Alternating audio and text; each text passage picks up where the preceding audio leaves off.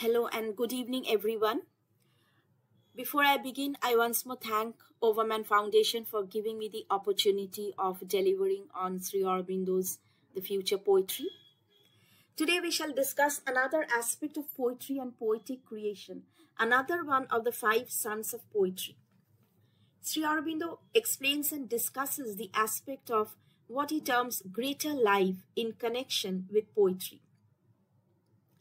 He says reason and intellect are serviceable instruments and sometimes necessary perhaps, but when in excess, they become almost detrimental for poetic art and quite unfavorable for a moved vision and uplifting breath of life.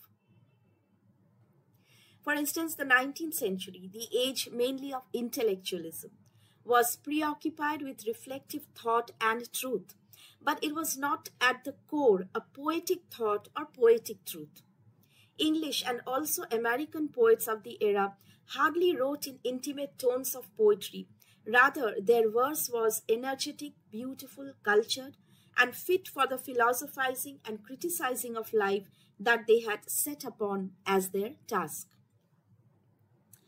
Thus, we do not find here any inspired insight or any deep vision of truth. In Sri Aurobindo's words, that age gives us the impression of a brazen flavor, a heavy air, an inhibition of the greater creative movements, a level spirit of utility and prose. The 19th century was a carnival of industry and science, Sri Aurobindo says. But hardly was there an utterance of the highest, deepest, potent living things, of the essential poetic truth. There were, of course, a few poets who were in search of greater truths, who strained towards a nearer hold upon life. But since the general atmosphere was dominated by a note of intellectualism, these poets had to struggle against their age to make their voices heard. For instance, Whitman had to revolt against the conventions of the age in his seeking after the truth of the soul. He found his freedom in resorting to new anarchic forms in verse, which allowed him a greater flexibility and freedom of movement. Ordinarily, such a departure would bring us down nearer to the earthly level, but in a great poet like Whitman, in his hands, this technique helped him to move higher up towards a more illumined air. In much the same way, poets like Swinburne and Meredith had to struggle their way through the clogging atmosphere of their age. We have already had a brief acquaintance with the poetry of these poets in some of our earlier talks. Thus, we find that in the age following the Victorian, the attempt has been to lessen the tyranny of the reasoning and critical intellect and to return to the sincerity of life and its meaning. This has been one of the most insistent demands of the age, not only in poetry, in thought and spirit also. And we find the demand somewhat fulfilled in the characteristic writing of recent times. But still, that firm grasp on a greater life is yet to come. And Sri Aurobindo's insistence is on the breadth of greater life. And I quote his words here. He says, "The enlightening power of the poet's creation is vision of truth. Its moving power is a passion of beauty and delight, but its sustaining power and that which makes it great and vital is the breath of life." Unquote. There may be intellectual beauty and even vision in a poet's work, which makes it more than mere philosophizing and moralizing, but even then it may suffer as poetry if it doesn't refresh itself from the fountains of life and sustains itself only on thought. Poetry must take full hold on the inner being to uplift and illumine. The function of the poet is to bring out the truth and beauty and power of the thought and make the thought one with life. The poet's first concern is with living beauty and reality, with life, and this is his concern always. Let us see what Sri Aurobindo means by this. We have seen how poetry offers the infinite truth. Similarly, our life, which the poet creates, is all life, the infinite life of the spirit manifested in the many creations. The poet may deal with outward life, even most intimately with it. With the life of passions and emotions, he may deal with ideal life too, but these can only be the expressive forms of the real thing, and that is the life of the soul. Poetry is the inner voice of life, the rhythmic voice of life, and the more that voice is heard, the greater is the poetry. And when the poetic creation is great, it hardly matters whether the method of the poet is subjective or objective, or whether he uses the power of an outward or more inner spirit, or whether he is attempting to express the beauty and reality of the individual soul or soul of nature or mankind. Mankind, Sri Aurobindo says, begins with the most outward and goes more inward and moves towards greater heights steadily. Thus, we see the earliest poetry of man was simple and natural and was concerned with external presentation of life. We see this in Homer's great epics, which narrate great wars of great heroes and nations and great epic adventures. But what actually makes the poetry of Homer great is not these external reality and action of the battle, but the universal truth which lies behind these scenes. Odyssey is a great epic because it shows us Odysseus the man, the trials, strength, and courage of the soul of the man. Mere incidents cannot create a great epic. We are more interested in Odysseus the wanderer, the adventurer, rather than the cunning and proud conqueror and sacker of cities. The psychic and psychological threats encountered and countered by Odysseus as he adventures is what keeps the interest alive in the epic. In much the same way, the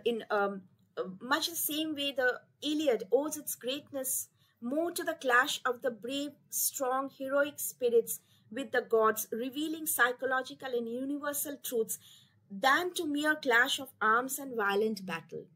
When we come to the poetry of human passion and emotions, best exemplified in Shakespeare's work, we see that the surge of passions is only the outward form behind which is the living interpretation of truth and the life soul of man, and which gives it its greatness and the stamp of immortality. So whatever be its outward form, poetry is actually a self-expressive power of the spirit. And the poet achieves the highest and fullest when he can reveal the soul of things by the rhythmic word. But poetry still has the vital touch of a thing fully felt and lived as long as the poet deals with the outward reality or the inward passions and emotions. These are yet the natural elements of poetry. The difficulty begins with the reign of intellectualism in the cultured race. Intellectual thought tends to create a division. On one side remains the vital urge of life, and on the other side of the line is the detached reason observing life to extract from it its thought values. The poet seeks to voice the temperament of his age and so follows the general turn. So, in an intellectual age, the poet observes life, studies the mind of the men, and this is perfectly all right. And the vital power also does not suffer if the balance between thought and life is maintained. And it is said, though with what justification we cannot be sure, that this kind of balance between thought and the living word was achieved by the Greek poets and not after that.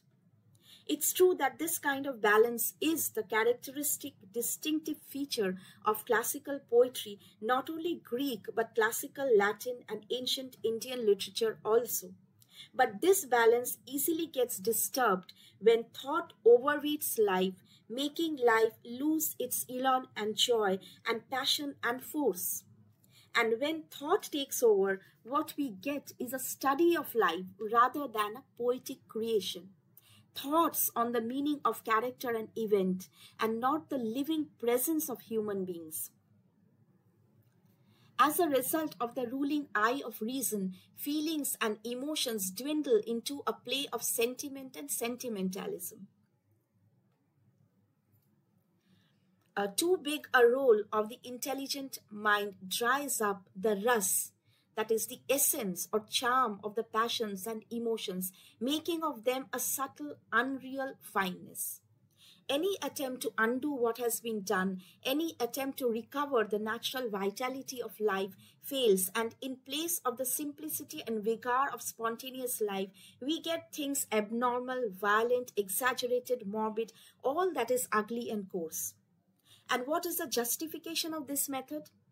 It is defended on grounds of its greater reality, exaggerations of vital instinct, physical wryness, crudities, and things strange. That is how Sri Aurobindo explains it. And the illusion of the forceful sensation of living can only make way for decadence. So, what can we offer ourselves as a remedy or desirable remedy? A desirable remedy for the disease of over-intellectuality, as Sri Aurobindo says, and a mechanized existence. In the modern age, there has been a tendency and a demand for a pragmatic and vitalistic view of things. But to get back to life and vital power by thinking less does not seem to be an option for us. For we are more in the habit of thinking, and Sri Aurobindo says that it is not unnatural that poetry which insists on and takes up actual life as its theme should carry into it the straining of the thought mind. Sri Aurobindo says the solution lies not in a cessation of thinking or a vitally forceful thinking, but in another kind of thought mind altogether. Thinking mind has its role to play in the evolutionary growth, but mere activity of the intellectual reason poses a difficulty for the play of the full thought life. Dependence on reason is a stage in evolution. After the first immersion in the activity and excitement of life and the physical, we must attempt to turn towards a greater and higher reach of fullness of existence. And we can reach this level once we get above the limited physical mind, vital power, and the intellect and reason. For beyond these is the illumined realm of the intuitive thinking and feeling and vision. It is a supra-intellectual, it is a spiritual intuition. And when the all-informing spirit takes over and dominates, replacing the ruling intellect, then the scission between thought and life is healed and their just balance recovered. And thought and life are joined in a new luminous oneness. The spirit it is that gives us the breath of a greater living. In Sri Aurobindo's words, and I quote, "The spirit is not only the self of our consciousness and knowledge, but the great self of life. To find ourself and the self of things is not to go through a rarefied ether of thought into nirvana, but to discover the whole greatest integral power of our complete existence." Unquote. And so there is the great urge to go to those poets whose works are inspired by this twofold power, the truth and reality of the eternal self and spirit in man, and the insistence on life. Works that bear this stamp are of the future. The rest is of the hour, Sri Aurobindo says. And in some significant recent poetry, we see this reflected in good measure. Poets like Whitman, Meredith, George Russell, Yeats are makers of pioneer poetry who have opened for us new views, wider vistas gone beyond the accomplished fullness of the past poets. We feel the breath of greater life in the highest notes of Whitman's poetry, in Meredith, George Russell, a large fullness in Carpenter's poetry, in the subtle rhythmic voices of vision and beauty in Yeats' works. The poetry of Tagore also owes its success to this discovery and fusion of thought and life, for which the mind of man is seeking. Tagore's is a chant-filled realm, and we hear the music of overpassing of the borders, as Sri Aurobindo says. So let us listen to Tagore once more, where he says, জীবনে মরণে নিখিল ভুবনে যখনই যেখানে লবে চিরজনমের পরিচিত হে তুমি চেনাবে সবে. Through birth and death in this world or in others, wherever thou leadest me, it is thou, the same, the one companion of my endless life, who ever linkest my heart with bonds of joy to the unfamiliar. When one knows thee, then alien there is none, then no door is shut. Oh, grant me my prayer, that I may never lose the bliss of the touch of the one in the play of the many. This is one from his Gitanjali.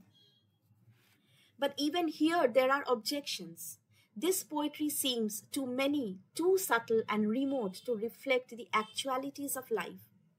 Tagore is even accused of an unsubstantial poetic philosophizing and lack of actuality. The same critical minds think of Yeats too as a little more than a poet of Celtic romance. But Sri Aurobindo says it is a great misjudgment to view poetry of this kind as unreal and to miss the sense of life as is revealed to the mind of man, which is growing in world knowledge and seeking for knowledge of the self. It is not that these poets, say Tagore, Yeats, Whitman, it's not that they have said the last word or done all that can be done or achieved the perfect poetic synthesis. It's not that at all. But what they have done is they have created a new way of looking at life. They have been mediators through their visioned light and rhythm between the infinite and the limited mind, between the soul and life of man. Yet these are first fields only. And Sri Aurobindo says, future poetry must go beyond even these achievements and venture into greater ranges, explore the yet unplumbed depths to complete what has been left half done. The task of the poet will be to bring into the broadest possible all of life the power of man's greater self.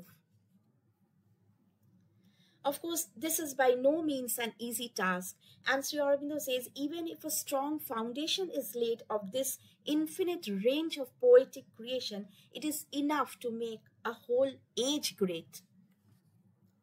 Creative powers of the human mind cannot stop short at crude actualities of life. In fact, the demand for exact representation of life from a poet comes from a false and wrong notion of the function of poetry and very little idea of what poetry can give us. The highest activities of the human mind deal with things more than surface reality. Even the critical and scientific mind has to present the actuality and hard reality after a mental reconstruction. And the higher creative mind of the poet must create new things and also make existing things new to us. Poetry cannot satisfy by merely presenting raw and crude pictures. Its function is to give us beauty, and reality may not always be beautiful. Another function of poetry is to give us the deeper reality behind the frontage picture.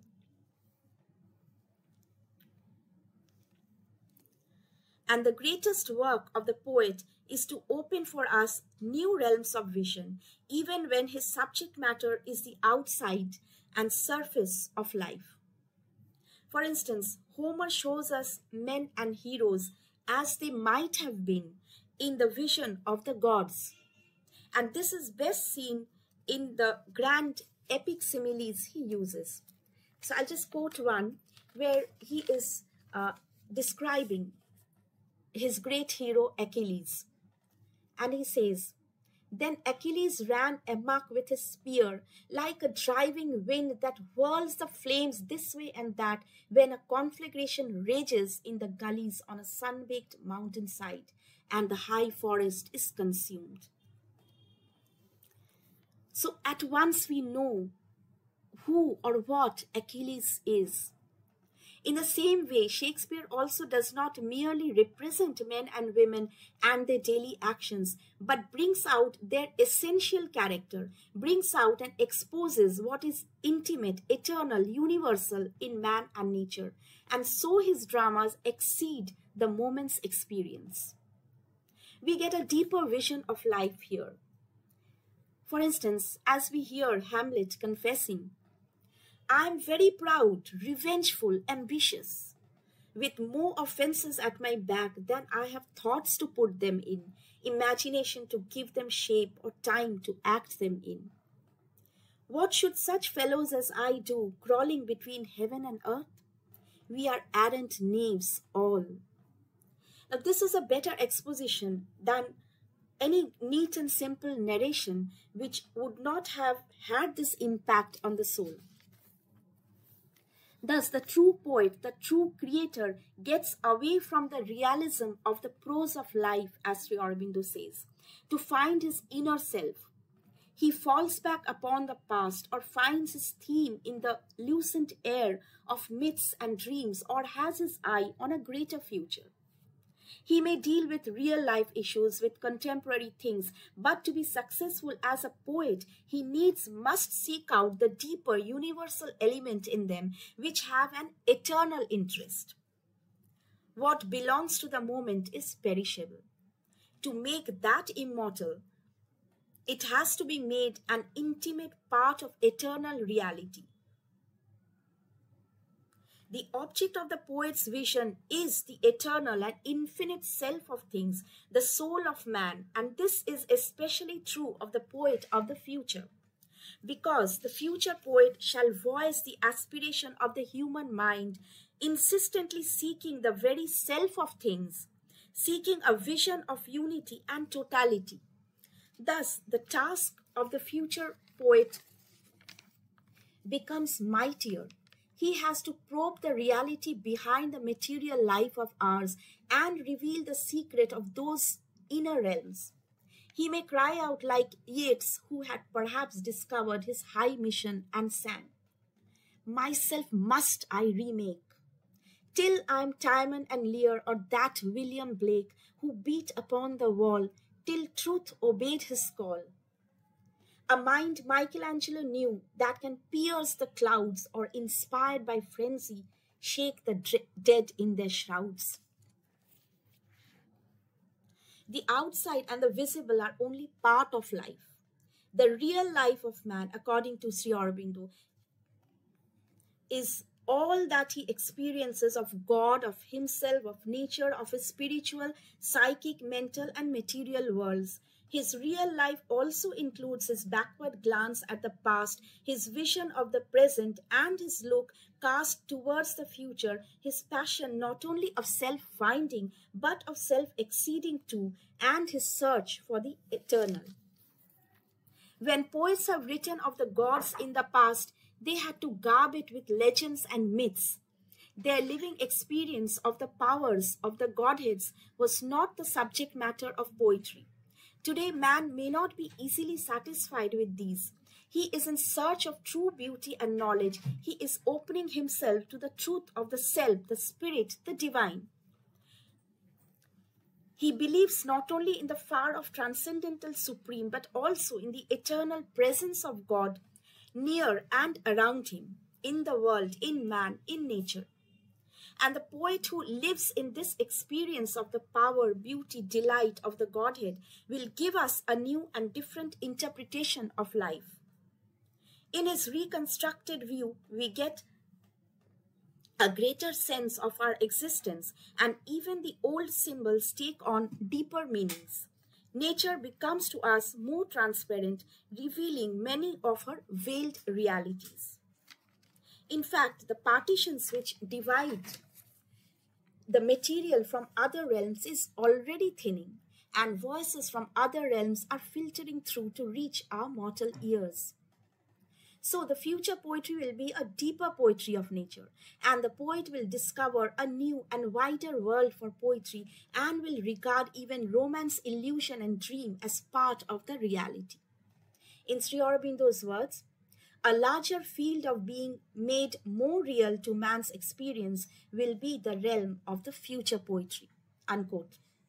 In the past, to experience and write about these was to withdraw and push oneself away from the actuality of life, from its outward preoccupations.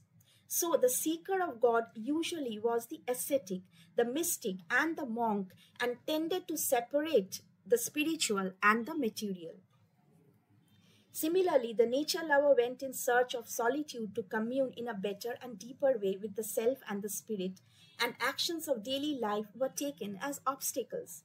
And Sri Aurobindo says these were legitimate seclusions in which the poet wandered to know their secrets. The gods had their far off extraterrestrial heavens, nature had her own secluded, self absorbed life, and supernature hid her mysteries behind her dim fences and curtains. The older poets wrote about the supernature through the imagination and not as a lived experience, and so always had the suggestion of a mere fancy or romance. But for the seer poet, the true poet, the supernature is an experience lived in by the soul and in its spirit. So the poetry of the seer poet is as vital and powerful as that of the poet who makes beautiful the normal, the ordinary, the emotions of our bodily sense experience. We are in need of our seer poets, as by and by we are moving towards the realization of the oneness as the fundamental reality of the universe. And the poetry of the true poet will not only voice the oneness of our being, but will also make the reality of our earthly life more real, rich, full, and living to men, more beautiful, more opulent. So let us listen to one such passage from Sri Aurobindo himself, who is a modern seer poet. And this is, see how he describes our earth in a different light.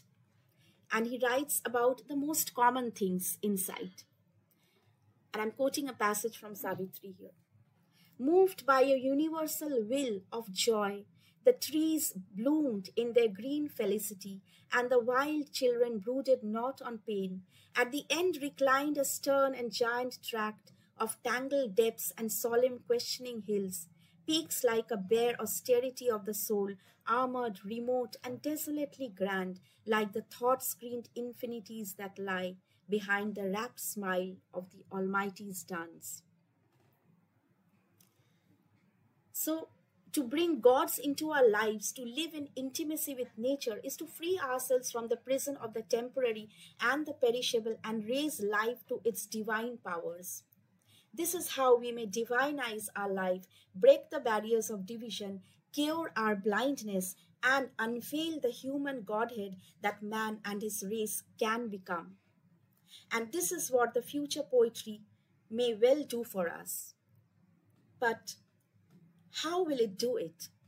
It will be done by the power of the poet's vision, his word, and attraction of the beauty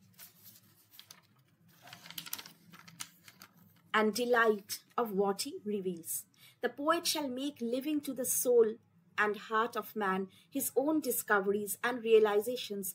He will present the life of man, his past and present, and hope for the future in forms of power and beauty. And we shall experience with the poet the life of the vast self, the veiled divinity in man, the delight of the universal being, the wonder of the realms beyond our earth. So let us go to Sri Aurobindo again, where in another passage in Savitri, he is giving us a description of a realm beyond our vision. And he says, the shining Edens of the vital gods received him in their deathless harmonies. All things were perfect there that flower in time. Beauty was their creation's native mold. Peace was a thrilled, voluptuous purity. Their love fulfilled her gold and roseate dreams, and strength her crowned and mighty reveries.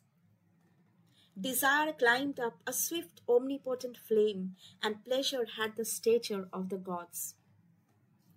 So in our march to Godhead, all these will gain a greater meaning. There will be in poetry the breath of a greater life.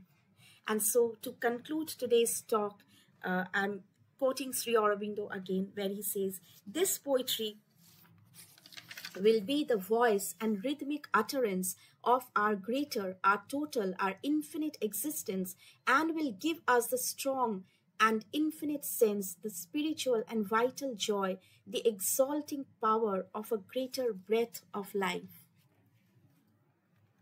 Thank you so much.